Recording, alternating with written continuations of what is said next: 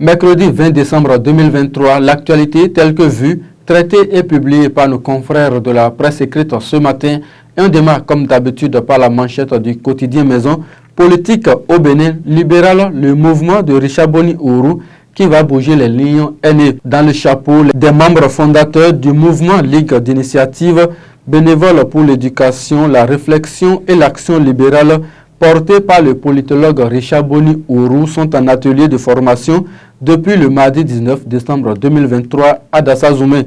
L'objectif de cette formation est d'outiller ses participants sur le libéralisme, d'éduquer la masse populaire sur les idées libérales et autres. Retrouvez l'intégralité de cette information à la page 2 du journal Maison du Coin Info à présent à travers l'acte 3 des ateliers de boussole de la jeune fille. Le réseau des femmes d'impact contribue à l'éducation de qualité des jeunes paraquoises. Conformément à l'article 72 de la Constitution du Bénin, Patrice Talon s'adressera aux Béninois demain jeudi 21 décembre 2023. Canada du Nord s'invite ce jour dans la revue des titres « Perturbations dans la fourniture d'eau potable à cause des travaux de l'échangeur de Védoco ». Fin des travaux de correction, l'eau potable de retour dans les robinets à Cotonou. Adambi redonne le sourire aux populations à la veille des fêtes de fin d'année. DSI Award 2023 au Bénin, Dr Zimé Songbian, lauréat dans la catégorie système électrique.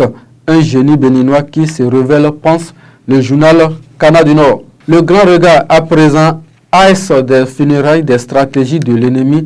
Révérend pasteur Gossou Sodji fait reculer les ténèbres de l'ignorance. Deuxième édition de la nuit des entrepreneurs panafricains, le groupe EWA Africa et l'ONG REJIG distinguent 20 personnalités béninoises. La boussole, quant à lui, nous donne à lire ce matin relecture des tests de la décentralisation, une réforme suicidaire pour les secrétaires exécutifs. Un bilan à mi-parcours s'impose. Radio Tokosari de Kouandé, le directeur Ile Nda n'est plus. La Nation, message sur l'état de la Nation. Patrice Talon face aux députés demain, jeudi 21 décembre 2023. En visite au Bénin, Dr Diène Keita échange avec des diplomates en poste à Cotonou. Cette information est à lire à la page 5 du journal du service public. Gaskiani Info, fin de mandat, le syndrome de la révision. De retour, Noël des enfants à Boycon, des enfants de Ouassaho et de Manabé gratifiés de jouets.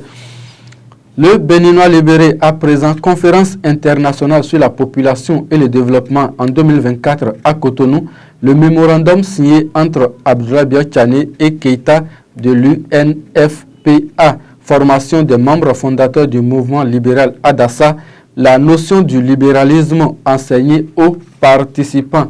Le journal de Ménotin à présent, dialogue mondial des jeunes au Bénin, des grandes résolutions attendues sur des sujets majeurs.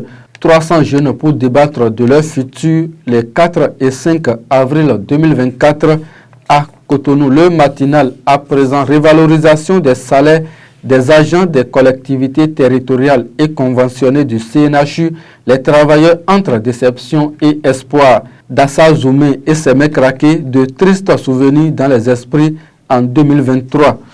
L'hebdomadaire Olofofo de cette semaine nous donne à lire ce matin Patrice Talon, l'effondrement du mythe panafricain. Talon, la fin du mensonge panafricaniste.